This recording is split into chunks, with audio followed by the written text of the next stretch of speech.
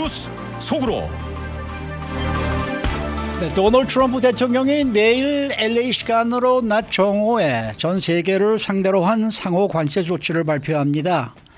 트럼프 대통령은 이 상호 관세의 세율에 대해서 미국은 다른 나라보다 친절하다라며 그들이 우리한테 부과한 비율보다 낮을 것이고 어떤 경우에는 훨씬 낮을 것이다라고 언급을 했습니다.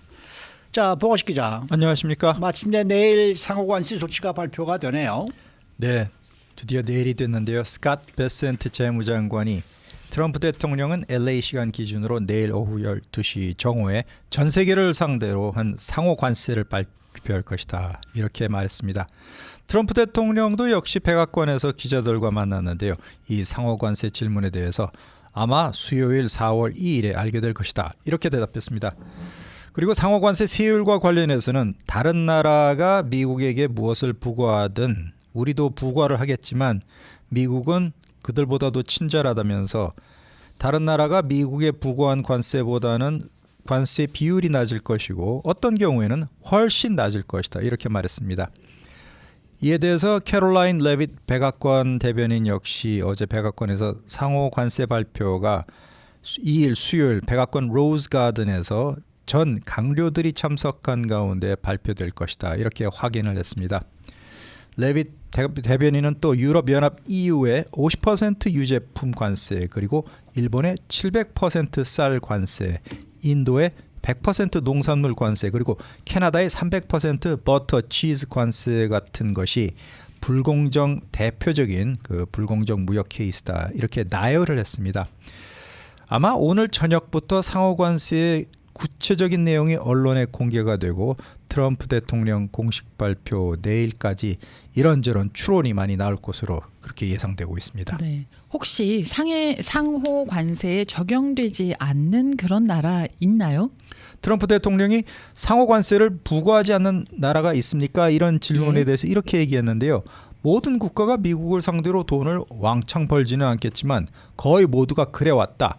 하지만 모두가 그러지 않았고 우리는 그러지 않은 국가에 대해서는 매우 친절하게 될 것이다, 이렇게 에둘러 대답을 했습니다. 관세가 미국의 동맹국가인 한국, 일본, 중국과 더 협력하게 만들 가능성이 사라지지 않겠냐? 이런 질문에 대해서는 걱정하지 않는다, 이렇게 트럼프 대통령이 잘라 말했고요. 한국과 중국, 일본 세 나라가 이틀 전에 서울에서 한중일 경제통상장관 회의를 갖고 경제 분야 협력을 지속해서 확대하기로 합의한 것에 대한 질문을 받고 트럼프 대통령이 이렇게 얘기를 한 것인데요. 이 밖에도 중국의 동영상 플랫폼인 틱톡 관련 협상을 중국 관세 협상과 연계를 할 것이냐, 이런 질문에 대해서 트럼프 대통령은 아니다. 하지만 그럴 수도 있다. 알다시피 나는 관세를 여러 가지 다른 이유로 다양하게 사용해왔다, 이렇게 또 트럼프답게 애매하게 대답을 했습니다. 현재 이 상호 관세 부과라는 게 지금 뭐랄까요, 그 외국뿐만 아니라 미국 국내에서도 지금 혼란이 가중되고 있는 것 같아요. 그렇습니다. 미국 역사상 이렇게 또 전례 없는 일이 되다 보니까 사람들이 많이 헷갈려하고 있는데, 이제 미국의 상호 관세 발표는 내일로 초읽기에 들어간 상황이 됐고요. 어떤 식으로 부과될지가 여전히 윤곽이 나오지 않고 있는 상황입니다. 또 적용 대상국이 어떤 나라인지, 나라별로 관세 비율이 어떻게 계산이 되는지, 품목별로 차등 적용이 또 어떻게 되는지에 따라서 미국 안에 있는 산업 부문에서도 희비가 엇갈리게 되는 상황이기 때문에 혼란이 가중되고 있습니다. 결정권은 최종적으로 트럼프 대통령 본인이 갖고 있죠. 그렇지만 이 트럼프 대통령의 발언, 그리고 행정부 고위 관련들의 언행도 강경 노선과 온건 노선, 예외가 없는 전면 적용 또는 광범위한 적용, 아니면은 일부 교역 파트너만 집중 공략하는 선별적, 절충적인 접근, 이렇게 오락가락하면서 시장 불안감도 커지고 있습니다.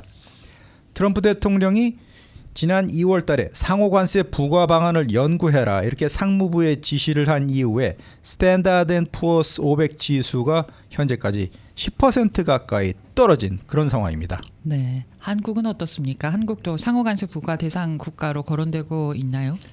지난달에 빠질 리가 없죠. 예, 팍스 비즈니스 인터뷰에서 혹시나. 베센트 재무부 장관이 이렇게 dirty 15 아주 더러운 15 이런 표현을 사용하면서 미국의 대외 무역에서 차지하는 비중도 크고 미국산 제품에 높은 관세를 매기거나 비관세 장벽을 쌓고 있는 15%의 나라들이 주요 타겟이 될 것이다. 이렇게 시사했습니다. 한국도 그 중에 하나로 거론이 되고 있는데요. 경제 전문 채널인 CNBC가 상무부 자료를 인용해서 보고한 바에 따르면 미국의 무역 적자에서 차지하는 비중이 가장 높은 교역 파트너가 일단 1위가 중국입니다. 2위는 유럽 연합이 되겠습니다. 여러 나라의 연합체죠. 그다음에 3위가 이웃 나라인 멕시코, 4위가 베트남, 5위 독일, 6위 대만, 7위가 일본, 그리고 전체 8위가 대한민국입니다. 이 밖에도 그 뒤를 캐나다, 인도, 태국, 이탈리아가 따르고 있는데 미국의 무역 대표부인 USTR이 불공정 무역 관행으로 지적한 21개 나라에 한국이 들어가 있습니다.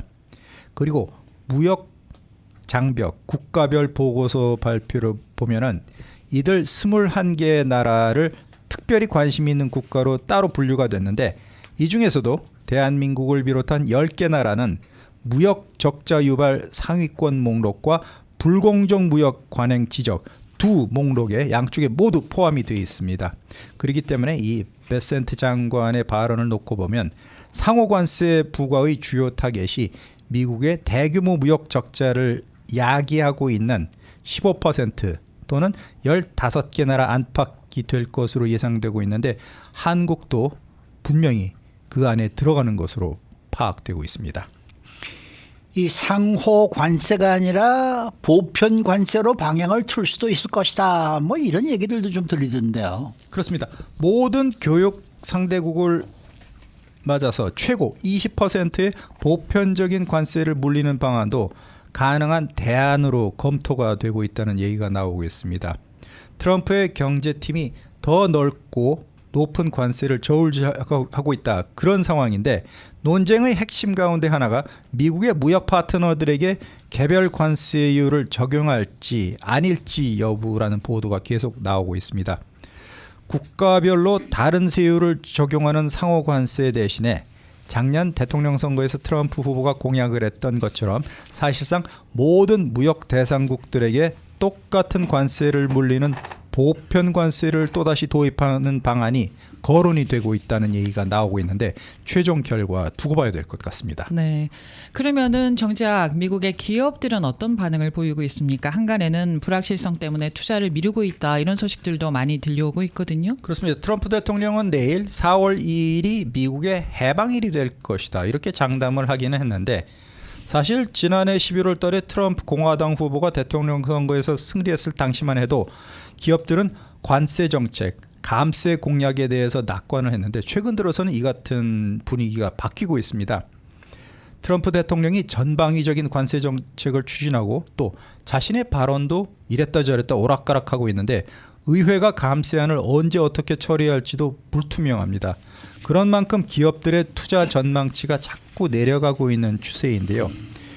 기업 투자는 미국 국내 총생산 GDP의 7분의 1이나 차지하고 있습니다. 그렇기 때문에 투자가 보류된다는 얘기는 성장률 전망치가 따라서 내려간다는 그런 마이너스 요인과 같은 뜻이 되겠습니다.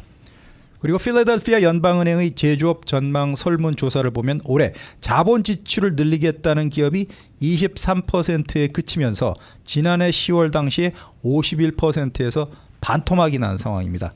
골드만삭스 또한 최근에 미국 경기 침체 확률을 20% 전망해서 35%로 더 늘렸고요.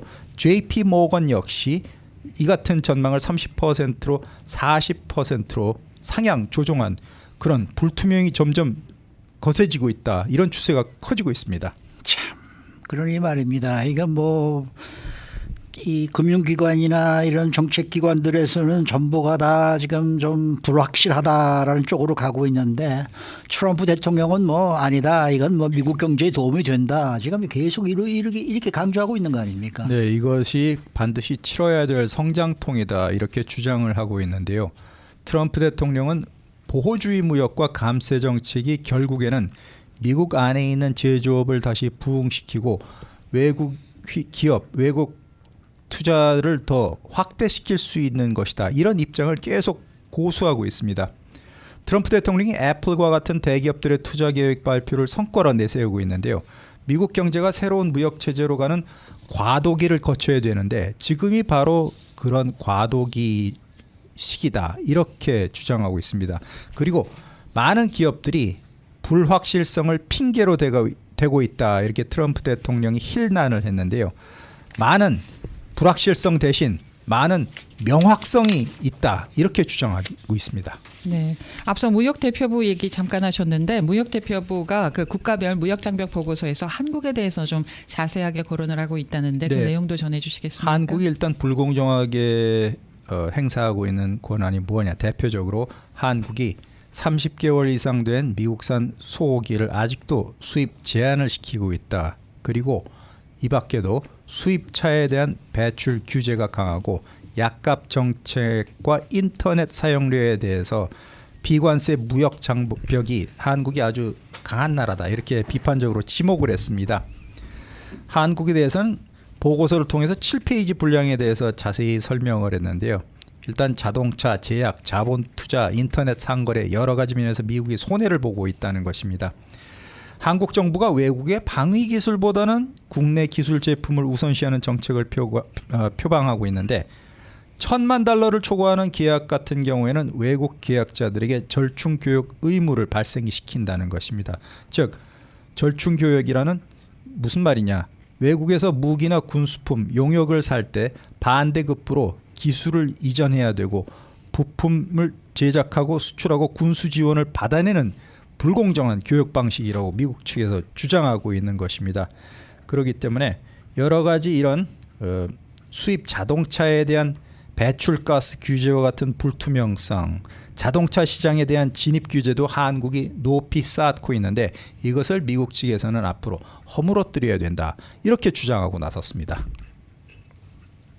그러면은 지금 어떻게 되는 거예요? 그러면 이 트럼프 대통령이 지금 내놓고 있는 관세 조치 때문에 2027년, 그러니까 2년 뒤 세계 국내 총생산이 크게 떨어질 것이다. 뭐 이런 이제 예측까지 나왔던데요. 네, 이것은 일본의 니혼 게이자의 니케이 신문이 분석해서 보도한 것인데요. 그 일본 무역진흥기구 산하의 아시아경제연구소에서 트럼프 대통령이 부과를 이미 시행했거나 또는 시행할 예정인 상호관세, 수입차 관세, 중국에 대한 20% 추가 관세 등에 대한 영향을 분석했습니다. 그런 결과 이 같은 비관적인 전망이 나왔다는 것인데요. 국제통화기금 IMF가 전망한 2027년 2년 뒤 세계 GDP 127조 달러에 이 같은 연구소 분석을 적용하면 무려 7,630억 달러가 감소하는 셈이라는 것입니다. 그리고 이 연구소는 트럼프 행정부의 관세 정책 때문에 가장 큰 타격을 받는 나라가 어디가 될 것이냐. 바로 본인인 미국이 될 것이라는 전망입니다. 트럼프 대통령의 관세 정책이 없었던 상황과 비교하고 2027년 관세가 있는 상황과 비교를 했을 때 2년 뒤 미국의 GDP가 2.5% 줄어들 것이라는 것인데 중국산 물품 수입 가격이 상승하고 중국산 부품에 의존하고 있는 미국 기업 수익이 굉장히 큰 압박을 받을 것이라는 것입니다. 그리고 반대로 한국과 일본 같은 경우에는 오히려 각각 0.5%와 0.2%씩 그 오히려 경제 파워가 늘어날 수 있다고 내다보고 있는데요. 상호 관세가 상대국과 동등한 관세를 부과하는 구조이기 때문에 일본처럼 세율이 낮은 나라에 미치는 영향이 적고 중국산 제품이 팔리지 않는 대신에 한국과 일본산 제품 판매가 늘어날 것이다. 이런 예상이 나오고 있는 상황입니다. 네. 자, 다음 소식은요. 트럼프 행정부가 최고 명문 하버드대에 지급하는 연방 지원금을 다시 검토하기로 했다는데요. 왜 다시 검토하게 됐습니까? 요즘 뭐 명문대 정부 지원금 펀드 중단한다는 게 하도 자주 나와서 도대체 걸리지 않는 학교가 어디냐 이런 말이 나오던 참에 최고 명문 하버드가 이번에는 걸려들었는데요. 그 액수가 무려 90억 달러에 달합니다. 90억 달러에 달하는 규모의 연방 지원금을 하버드 대학에 줄지 안 줄지 다시 검토를 하기로 했다는 것인데요. 그 이유는 바로 하버드 대학이 반유대주의 대응에 소홀했다. 그것이 이유입니다.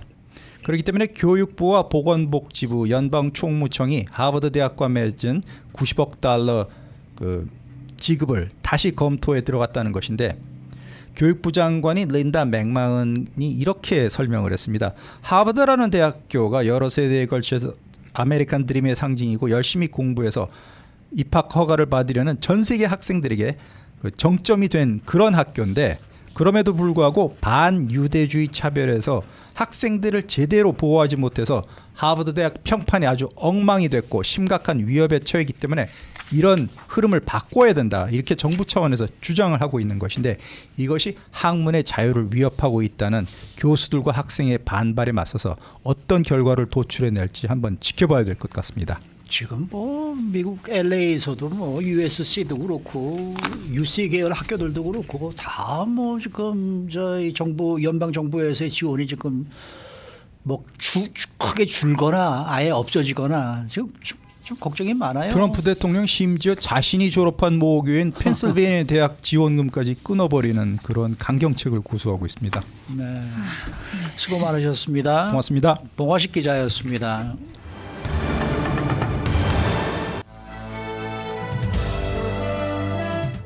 인사이드 아메리카.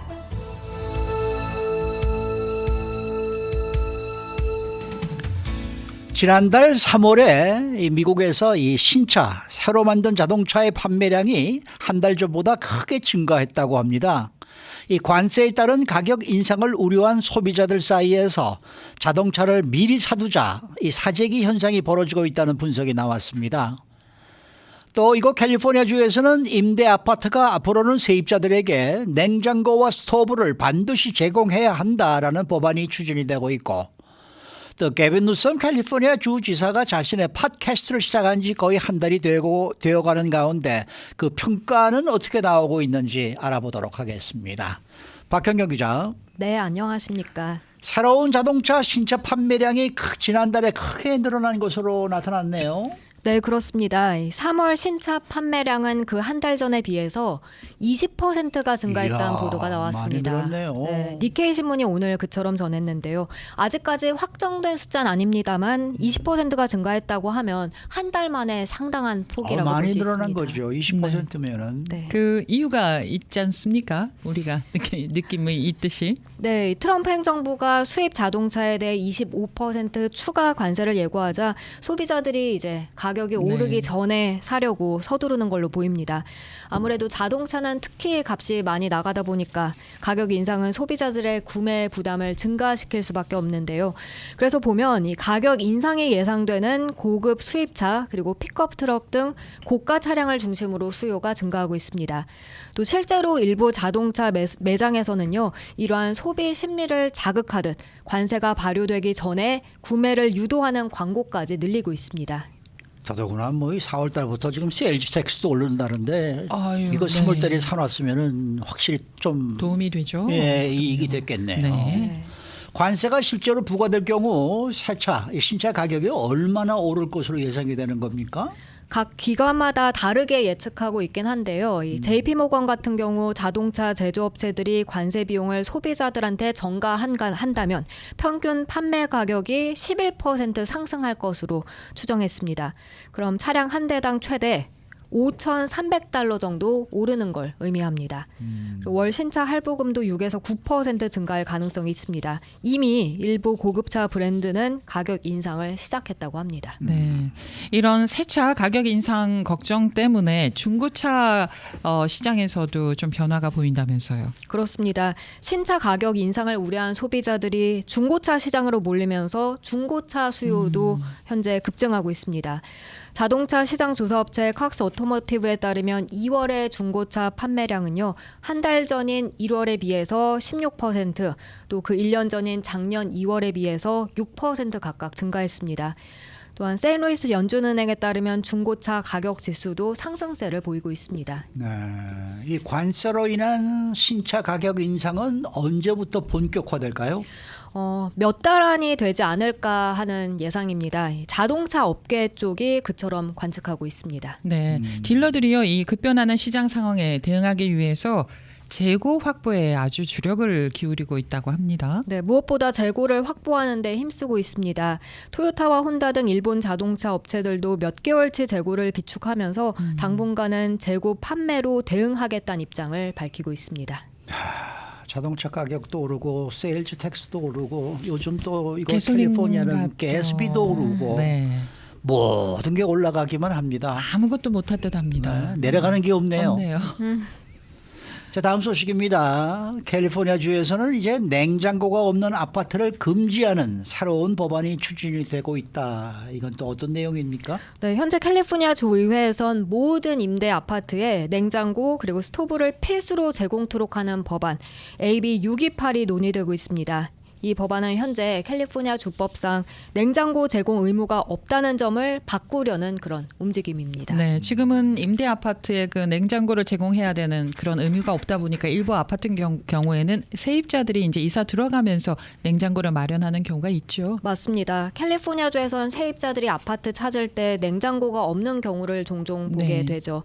LA타임스가 지난 2022년에 이 문제에 대해 다룬 적이 있는데 LA와 오렌지 카운티는 전국 대도시들 가운데 냉장고 유닛이 가장 적었습니다.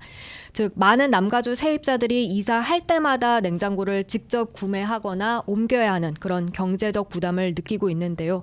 특히 저소득층에겐 이러한 비용이 상당한 압박으로 작용할 수도 있습니다. 더군다나 냉장고 제공 의무화 법이 있는 지역에서 이렇게 이사 오는 경우엔 더 당황스럽다는 반응을 온라인상에서 볼 수 있습니다.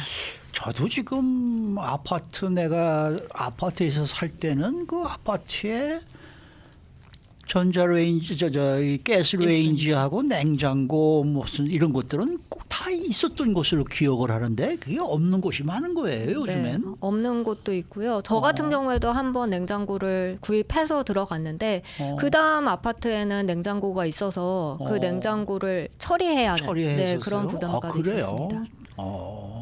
그렇다면 이 법안의 주요 내용은 뭐예요? 냉장고를 제공해야 한다라는 것 외에 다른 내용도 법안에 포함이 되어 있습니까? 사실 처음엔 법안에 이 제공되는 가전제품 연식 제한도 있었습니다. 그런데 논의 과정에서 이건 삭제됐습니다. 그래서 현재는 스토브와 냉장고가 작동 가능한 상태로 제공돼야 한다는 점이 핵심 내용입니다. 이건 단순히 새 제품이 아니더라도 이제 기능에 문제가 없는 가전제품을 제공하면 된다는 의미입니다. 네, 이 법안에 대한 찬반 의견이 또 나누어질 듯 했는데 어떻습니까? 세입자 옹호 단체들은 냉장고와 스토브는 단순한 편의시설이 아니라 필수적인 주거 조건이라고 주장하면서 이 법안을 적극적으로 지지하고 있습니다. 이들은 법안이 통과된다면 세입자들의 경제적 부담이 줄어들게 되고 기본적인 생활 환경을 보장할 수 있다는 점 강조합니다. 반면 일부 임대인 단체들은 법안이 통과된다면 추가적인 비용이 발생하는 것으로 렌트비 인상 요인이 될 수 있다고 지적합니다. 그리고 특정 상황에 대한 예외 조항 마련을 요구하고 있습니다. 뭐 중고 그냥 냉장고 뭐 이렇게 갖다 놓고 사용하다가 고장 나면은 또 네가 고쳐라 또 이렇게 나오는 거 아닌가 모르겠네요. 이런 어떻게 것도 되나요? 있어요. 네? 사용을 하다가 냉장고가 이제 고장이 나서 교체를 해달라고 요청을 하잖아요. 네. 그 다음번에 렌트비가 올라갈 가능성이 많습니다. 네. 자, 마지막 소식입니다. 오늘은 게빈 뉴섬 캘리포니아 주지사의 최근 파격적인 행보에 대한 이야기를 좀 나눠볼까 하는데요. 많은 사람들이 소셜 미디어를 통해서 자기 의견을 이제 어필하는 시대에 우리가 살고 있습니다만은 이 게빈 뉴섬 주지사도 자신의 팟캐스트를 론칭한 지 거의 한 달이 됐다라는 소식입니다. 네, This is Gavin Newsom이라는 이 팟캐스트의 첫 번째 에피소드가 지난달 5일 올라온 이후 큰 화제를 계속해서 모으고 있습니다. 게빈 뉴섬 주지사는 팟캐스트를 통해 처음에 이처럼 밝혔습니다. 우리와 동의하는 사람들 그리고 동의하지 않는 사람들 모두와 솔직한 논의를 할 시간이다. 어려운 질문에 답하고 비판에 열려 있으며 상호 비방이나 비인관화 이런 것 없이 토론할 시간이다 라고 이렇게 팟캐스트 시작의 포부를 드러냈고요. 그 후에 총 6편의 에피소드를 올렸습니다. 네, 평가는 주로 어떻게 나오고 있습니까? 팟캐스트 공개 이후 긍정적인 평가 또 비판적인 시각이 동시에 나오고 있습니다. 진보 성향 일부에서는요. 뉴섬 주지사가 마가 주요 인사들과 거리낌 없이 대담하고 일부 논쟁적인 이슈에 대해서 민주당의 기존 입장과 다른 의견을 내놓는 것에 대해서 배신감을 느낀다는 반응을 나타내고 있습니다. 예. 반면 긍정적인 시각도 물론 있습니다. 다른 정치 평론가들은 뉴섬 주지사의 이러한 시도가 극심한 미국의 정치적 양극화를 완화하려는 시도로 보고요. 이러한 점을 높이 평가하고 있습니다. 하긴 뭐 자신이 법안에 서명했던 이 뭡니까 저 성전환 이 여성들의 이 스포츠 참가 금지에 대해서 찬성 의사를 또 밝혀가지고 또 뭐 좀 화제가 됐었죠. 그게 첫 번째 에피소드에 그렇게 에피소드니까 했죠. 그게. 네네. 그때 뭐 그게 자신의 그 개인적인 정치 야망을 위해서 이런 발언을 했을 것이다. 그러니까 대선을 노린 발언이다. 뭐 이런 얘기가 나왔었는데 맞습니다. 어땠어요? 지금 뭐 그런 해석이 또 아직도 나오고 있나요? 네, 특히 지난해 민주당에 좋지 않았던 선거 결과를 바탕으로 뉴섬 주지사가 대선 출마를 염두에 두고 맞아요. 중도층으로 이미지를 변신하려는 것 아니냐 이런 그렇죠, 분석이 그렇죠. 나오고 있습니다.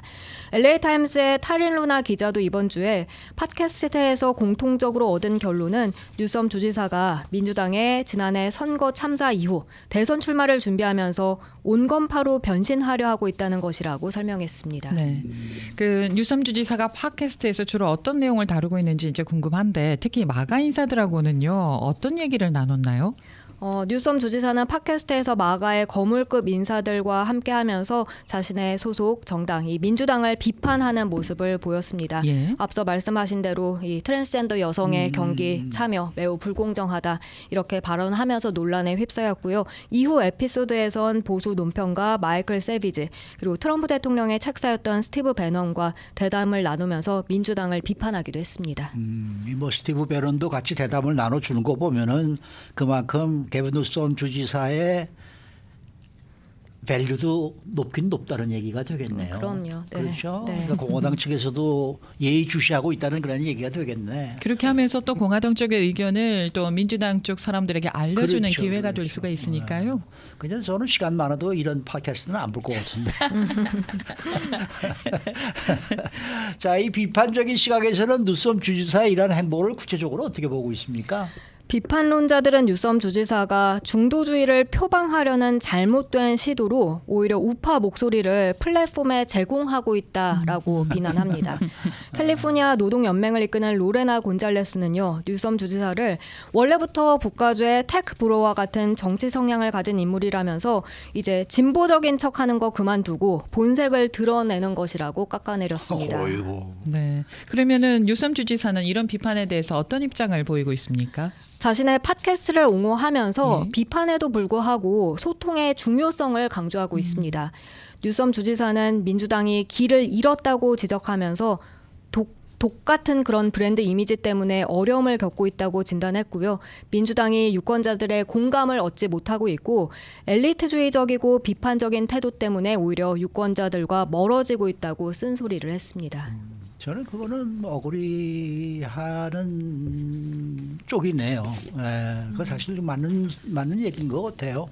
일각에서는 게빈 뉴섬 주지사를 뭐 조 로건 오브 더 레프트, 그러니까 좌파의 조 로건이라고 부른다면서요? 네, 조 로건은 아시다시피 보수 진영 대표적인 팟캐스트 진행자인데요.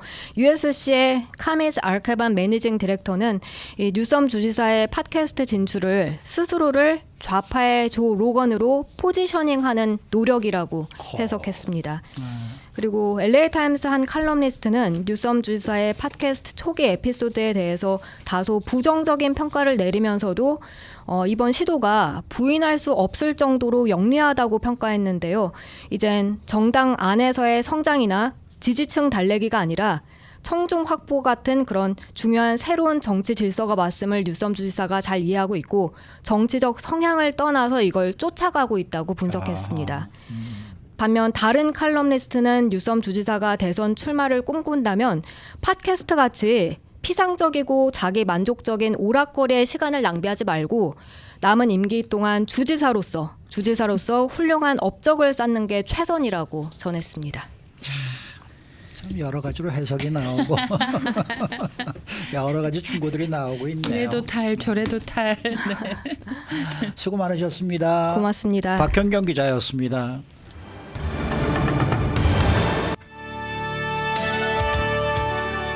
이슈 투데이.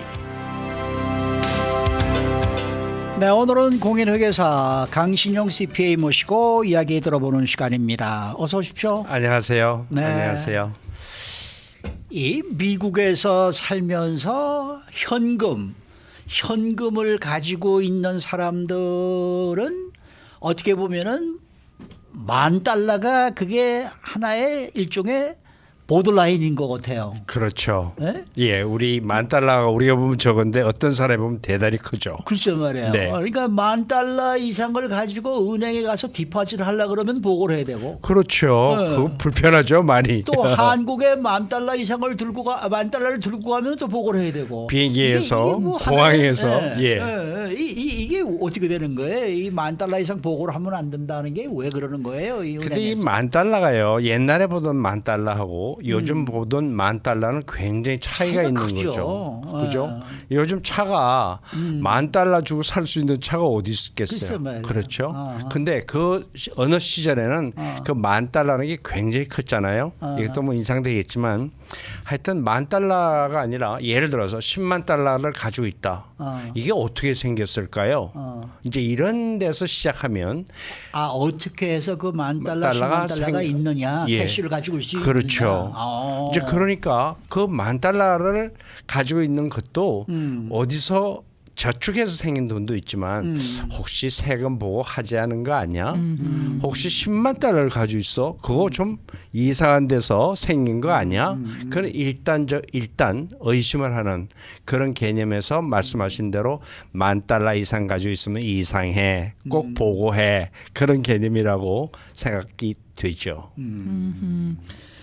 디파짓 하는 것도 그런데요. 그렇죠. 꺼낼 때도 은행이 이거 어디에 쓸 거냐고 물어보는 경우가 맞습니다. 꽤 많아요. 아니 네. 내가 어디 뭘 쓰든지 왜 알아야 되나요? 그렇죠. 라는 생각이 들어요. 그렇죠. 저렇게 네. $10,000을 꺼내는데 물어보더라. 하는 예, 말 맞습니다. 얘기했다는 얘기는 그만큼 빼봤다는 얘기 아닙니까? 근데 이야, 대단하시네. 참 우리 이제 $10,000가 있다고 치면 현금이 어디다 쓰냐 하면 보석 사는 데서 좀 쓰고 싶어요. 네네. 자녀들 도와주는 데 좀 쓰고 싶어요. 네.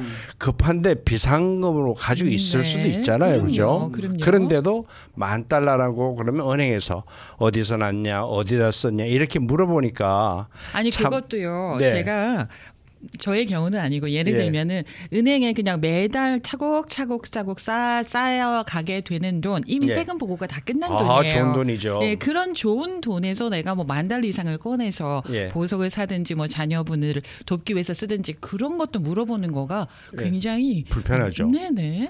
그럴 때는요. 예. 비상금입니다. 그게 최고 좋습니다. 비상금입니다. 네.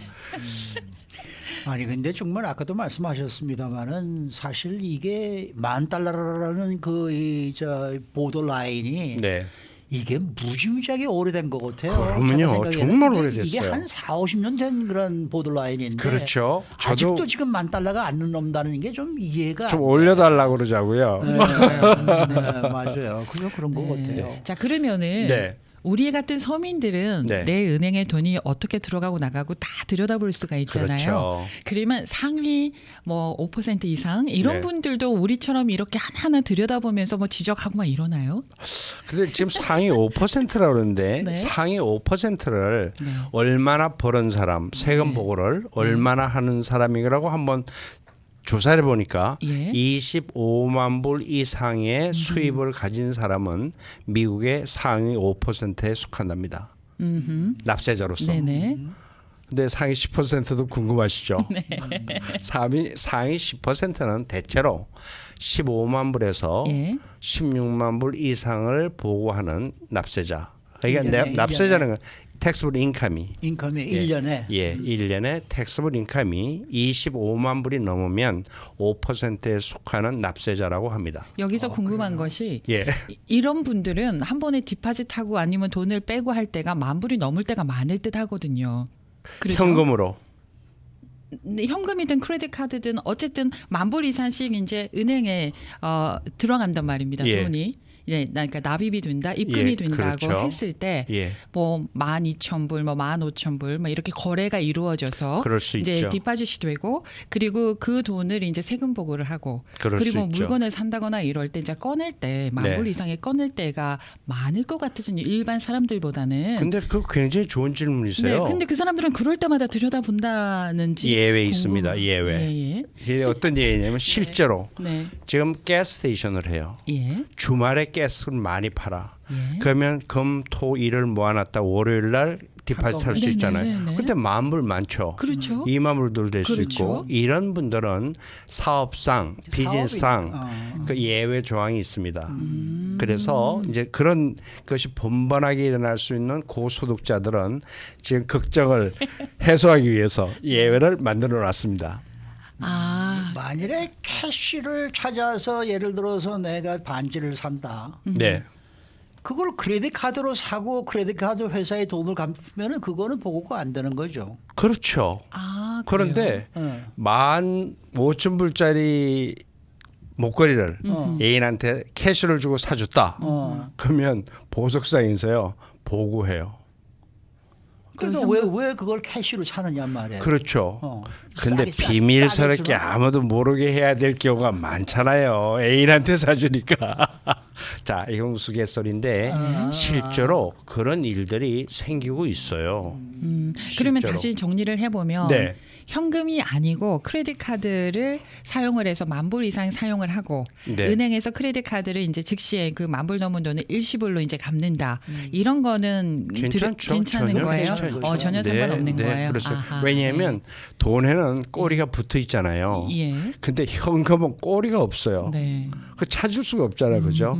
그러니까 이제 만불이라는 단위로 통제를 하고 있지 않나라고 아하, 생각합니다. 네. 그러면 저는- 예를 들어서 내가 만불 캐시를 디파짓 해야 되겠는데 이거 뭐 보고하고 골치 아파. 이쪽 은행 가서 2,000불, 이쪽 은행 가서 2,000불, 이쪽 가서 뭐 6,000불 이렇게 넣으면 어떻게 돼요? 그 참 재밌는 생각이 있어요. 근데 이제 지점이 많잖아요, 그죠? 예. 예를 들어서 뭐 한미은행이다, 네. 뭐 뱅크 오브 호비다, 지점이 많으니까 네. 여기저기 가면 할 수는 있죠. 예. 그런데 그거 내가 디파짓 할 때 예. 나의 소셜 스키리티 넘버, 나의 어카운트 넘버 똑같잖아요. 네. 아 그게 또 이게 뭐 합산이 될 수 있죠. 돼가지고 옵니까? 그렇죠. 마찬가지가 되는 거예요. 그렇죠. 그러면? 그런데- 한 군데나 한 군데 디파짓하는 거랑 마찬가지인 거예요? 예. 허이그. 근데 실제로 케이스가 유학생이 말이죠. 7,000불, 8,000불씩 이제 여러 번 예. 쪼개서 했는데 그게 걸린 사례를 한번 디스커스한 적이 있어요. 아, 그래요? 가만 있어, 유학생. 당신 공부하는 사람이잖아. 네네. 근데 어디서 7,000불이 생기고 8,000불이 생기고 막 5번, 6번 했어. 그게 홀드한 거예요. 좀 의심스럽다, suspicious하다. 그래서 이제 SAR 리포트라는 게 있어가지고 그거는 잘못 걸리면 훨씬 더 골치 아픕니다. 왜요? 왜냐 의심스러우니까. 아니 부모님이 만약에 이제 아니 그건 내 사정이고 아 그건 내 사정이고 저쪽에서 네. 볼 때는 현금이 좀 왔다 갔다 하니까 의심스러운 거죠. 아. 그런데 유학생이 7,000불, 8,000불을 유학생은 공부 열심히 하면 되는데 어디서 돈이 이렇게 많이 생겼지? 그런 거. 예. 그럼 만불 이상을 지급하면은 보고 의무가 있는 사업체는 어떤 것들이 있는 거예요? 근데 사업체는요, 뭐 대개가 있을 수 있는데 예를 들면 우리 에스코르 컴퍼니에 가서 네네. 집을 사. 난 현금에 5만 불 좀 다운하고 싶어. 네. 그럼 100% 하죠. 예. 자동차도 마찬가지예요. 자동차 특히 보석상이 타깃이 돼가지고 보석상은 캐셔 체크나 또는 머니오다를 가져와서 사는 경우에 그때는 타겟이 더 심하게 되더라고요. 머니오다랑 그래요? 쓸 수 있잖아요. 예. 내가 3,000불 이상을 쓰면 예. 또 보석상 같은 데서는 머니오다는 3,000불 이상은 IRS에 보고를 하는 그런 시스템이 또 아, 있더라고요. 그건 또 3,000불 예. 이상이에요. 그리고 머니오다 한 사람한테 하루에 1,000불 이상을 끊어주면 안 되는 걸로 알고 있어요. 머니오다도 좀 돈이긴 돈인데 네. 좀 잘 안 보이죠? 오.